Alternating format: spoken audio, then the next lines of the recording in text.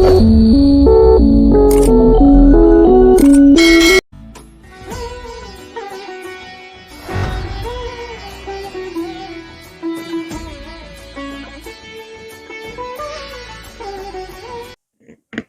प्रणाम।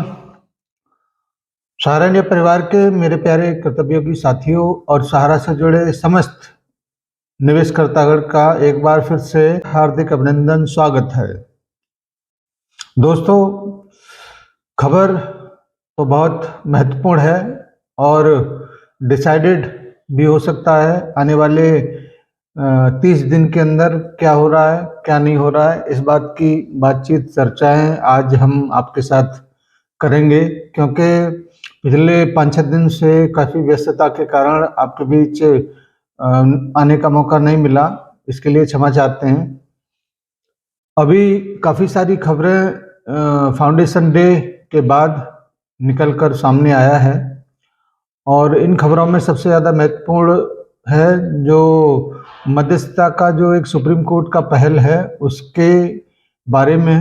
क्योंकि शायद 24 जनवरी को और 29 जनवरी को 2 बैठकें इस मामले में हो चुका है और सबसे महत्वपूर्ण बात यह है कि 20 फरवरी को दोबारा से इस मामले में एक मध्यस्थता का बैठक होगा और उम्मीद है कि अगर कानूनी दांवपेच में अगर कोई भारी, कोई कमज़ोर नहीं पड़ना चाहता तो आपस में बैठकर इस मामले को सुलझाया जाए, जिससे हजारों लाखों कार्यकर्ता और करोड़ों करोड़ों निवेशकों को इस भंवरजाल से निकाला जाए।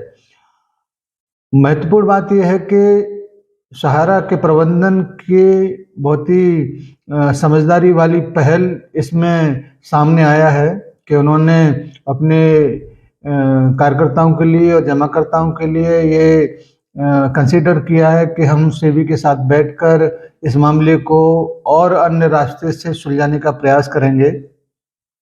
और ये बातें इस पहल को दर्शाता है कि सहारा इंडिया परिवार अब इस झमेले से निकलना ही चाहता है और इसके कई रास्ते वो ओपन करना चाहता है। एक रास्ता माने सुप्रीम कोर्ट के माध्यम से चल ही रहा है, दूसरा रास्ता मध्यस्थता सुप्रीम कोर्ट की पहल पर ही, अगर कोर्ट के बाहर दरवाजे अगर खुले हैं उसका भी इस्तेमाल किया जाना समझदारी भरा है। उम्मीद ये है कि दोनों में से किसी न किसी रास्ते से जल्दी ही इस मामले का समाधान मिलेगा और हमारे निवेशकों को राहत मिलेगा। क्योंकि यकीन मानिए, निवेशक इस वक्त उस भंवर में है जहां पर उसको किनारा दिखाई नहीं दे रहा। एक जगह पर पोर्टल है, दूसरी जगह पर उसका करोड़ों रुपए का, लाखों रुपए का इन्वेस्टमेंट जो उसने अपने बुरे वक्त के लिए जमा किया था, लेकिन आज वो एक तरीके से फंसा हुआ नजर आता है।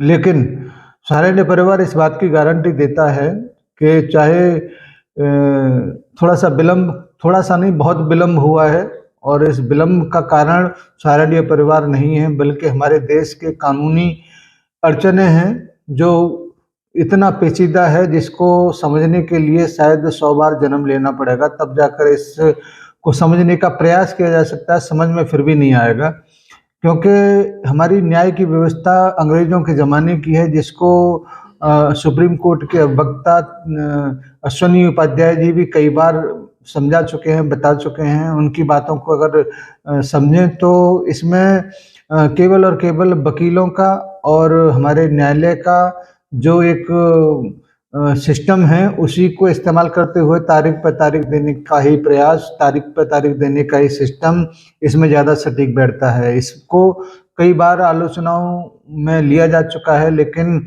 फर्क नहीं पड़ता इस सिस्टम को कि कौन कितनी आलोचना कर रहा है। बहरहाल सहारा इंडिया परिवार इस मामले को लेकर अब मध्यस्थता की ओर बढ़ चुका है और जल्दी ही इसके बारे में और भी नई अपडेट अब लाने की भी कोशिश होगी, समझने की भी कोशिश होगी और आपके बीच में रखने की भी कोशिश होगी। जल्दी ही हम लोग इस मामले को लेकर बहुत सारी बातों को लेकर आपके समझ आएंगे और सुप्रीम कोर्ट का तारीख कब पड़ने वाला है इसके बारे में हम बिल्कुल सुप्रीम कोर्ट के साइट पर बहुत ही कड़ी नज़र से देख रहे हैं कि जल्दी ही जैसे ही कोई अपडेट वहाँ पर मिलेगा, हम आपके बीच में इस मामले को लेकर ज़रूर आएँगे।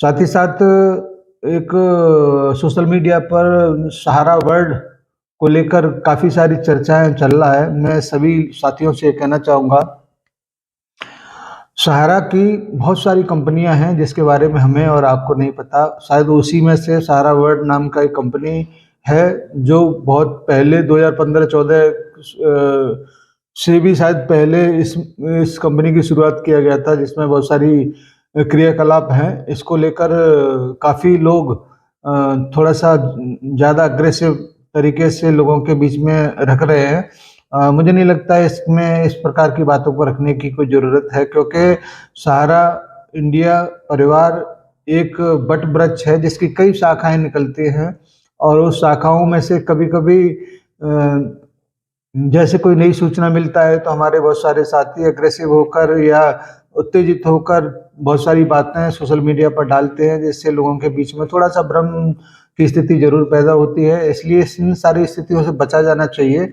और सही सूचना के आने तक थोड़ा-सा इंतज़ार करना चाहिए। जैसे अभी मध्यस्थता को लेकर भी बहुत सारी बातें लोगों के बीच में रखा गया, मगर इसकी बातचीत या चर्चाएँ तो काफ़ी पहले से चल रहा था, लेकिन अब उसको एक तरीके से धरातल पर उतारा गया है और उसको लेकर कई सारी सूचनाएँ, कई सारी बातें और भी अन्य हुई होंगी जिसके बारे में हमें और आपको अभी तक पता नहीं है। कोशिश होगी कि आने वाले वीडियो में उसके बारे में ज़्यादा डीपली जाकर उसके बारे में सूचना एकत्रित कर आपके बीच में रखा जाए, और इसको लेकर कई सारे लोगों से बात करने की ज़रूरत होगी। धन्यवाद। आज की इस अपडेट के लिए फरवरी माह का ये पहला वीडियो आपके बीच में रखने का मौका मिला है, और आपसे ये आग्रह है कि ज़रूर लाइक करिएगा और अपने कार्यकर्ताओं के बीच में इसको ज़रूर शेयर करिएगा, और जिसने सब्सक्राइब नहीं किया है वो सब्सक्राइब कर ले, जिससे कि और नई सूचनाओं को नोटिफिकेशन आपके बीच में पहुंचा जा सके। धन्यवाद। आप सभी को सादर सहारा प्रणाम। जय हिंद। और बात आपसे पूछना चाहूँगा, शायद आपके लिए उसका उत्तर देना मुश्किल हो, लेकिन शायद कभी-कभी आपको लगता भी हो कि हाँ, ये आदमी है जो कि मेरा उत्तराधिकारी हो सकता है। मैं सोचा भी नहीं हूँ अभी, क्योंकि मेरे 2 पुत्र हैं। ऐसे परंपराओं को देखा जाए तो पुत्र के ऊपर बहुत बड़ी जिम्मेदारी होती है भविष्य का, मगर हमारे पुत्र अच्छी तरह जानते हैं कि जन्म के आधार पे वो गद्दी पे नहीं बैठ सकते जिम्मेदारी का, कर्म के आधार पर। इन बातों को हम लोग बहुत ज़्यादा मानते हैं, तो इसलिए हमारे यहाँ पर ये कहना बहुत मुश्किल है आज कि कौन किस जिम्मेदारी पे बैठेगा आगे चल के, कैसे कैसे वो लोग उसमें अपने पद को हासिल कर पाएंगे। ये तो पूरे तौर पे निर्भर करेगा, जो माहौल बन चुका है, कि कौन कितना कर्म के आधार पे इन स्थानों को प्राप्त कर सकेगा। आज आप एक शिखर पे स्थित हैं, शिखर तक आप पहुँच चुके हैं। आपके पास, जैसे हम लोगों ने शुरुआत करी थी कि सपनों के राजकुमार वाला जो जीवन होता है, वो सारा कुछ आपके पास है। हर नौजवान का सपना है कि वो आपके जैसा बने, जिस मेहनत और जिस लियाकत के साथ आप यहाँ तक पहुँचे हैं, हर एक चाहता है कि वो ऐसे ही आपकी जैसी गद्दी पे पहुँचे। तो जो नौजवान आपके जैसा बनना चाहते हैं, उनके लिए आप क्या संदेश देना चाहेंगे? मैं सबसे पहले ये कहना चाहूँगा नौजवान साथियों को कि जीवन को बहुत सुंदर बनाना, प्रगतिशील बनाना बहुत ज़्यादा अपने हाथ में।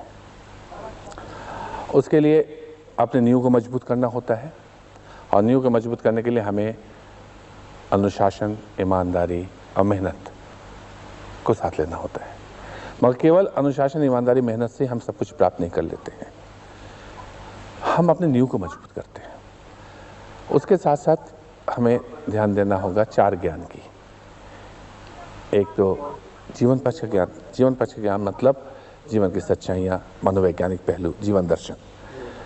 फिर कर्म विषय का ज्ञान, फिर कर्मस्थल का भी ज्ञान, और व्यवहारिक ज्ञान। ये 4 ज्ञान में हमें पारंगत होना होगा। और उसके बाद नींव बन गया, नींव पे भवन बन गया ज्ञान के साथ। अब निर्भर करता है मेरा भवन कितना बड़ा होगा कि हमारे मन का विस्तार, यानी कि मैं का विस्तार, यानी कि स्वार्थ का विस्तार कितना ज़्यादा बड़ा हो सकता है। ये विस्तार जितना बड़ा होता चला जाएगा, हमारा भवन उतना बड़ा होगा, यानी कि हमारा प्रगति उतनी बड़ी होती चली जाएगी। और इसका कैसे विस्तार किया जाए मन का, कि इसकी भी बहुत अच्छे अच्छे उपाय हैं, तौर तरीके हैं, मगर उसको मैं विस्तार से कहने लगूंगा तो आपको बहुत समय लगेगा। हमारी नज़र में और हमारे दर्शकों की नज़र में आज आप एक शिखर तक पहुंच चुके हैं, लेकिन इस शिखर तक पहुंचने के बाद क्या आपके मन में अभी कुछ सपने हैं, कुछ आशाएं हैं? क्या कोई इसके बाद भी आपको लगता है अभी शिखर बाकी है आपके मन में? एकदम लगता है। मैंने अभी थोड़ी देर पहले कहा था, शिखर पे तो अगर पहुंचने की बात होगी, जहां तक मेरी अपने व्यक्तिगत आवश्यकताओं और इच्छाओं की पूर्ति की बात हो या पाने की बात हो अपने जीवन में, बहुत पहले ही शिखर तक पहुंच चुका था। मगर हाँ, देने के मामले में, अपने कर्तव्य को पूरा करने के मामले में अभी बहुत कुछ करना बाकी है, बहुत लंबा सफ़र है। जैसे आज 6 लाख कार्यकर्ता साथी, परिवार के साथी हमारे साथ जुड़े हुए हैं, अब उन सब का जीवन स्तर अभी उतना अच्छा नहीं हो चुका है जो पूर्ण संतुष्टि हमें दे सके।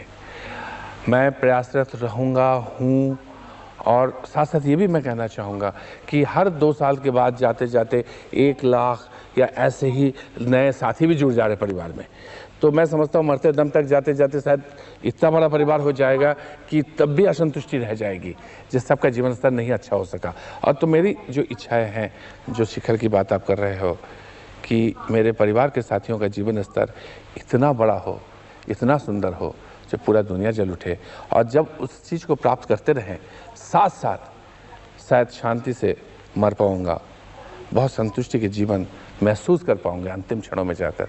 जब अगर ये देख सकूं, कुछ प्राप्त कर सकूं, उसका कुछ, अब मैं भी और मेरा परिवार भी उसका एक जरिया बने, कारण बने कि अपने समाज और देश की प्रगति भी ऐसी हो जो एक बहुत खुशहाल ज़िंदगी हमारे देशवासियों को मिल सके, बहुत प्रगतिशील ज़िंदगी मिले और सबका दुख दर्द घटता जाए, कम होता जाए और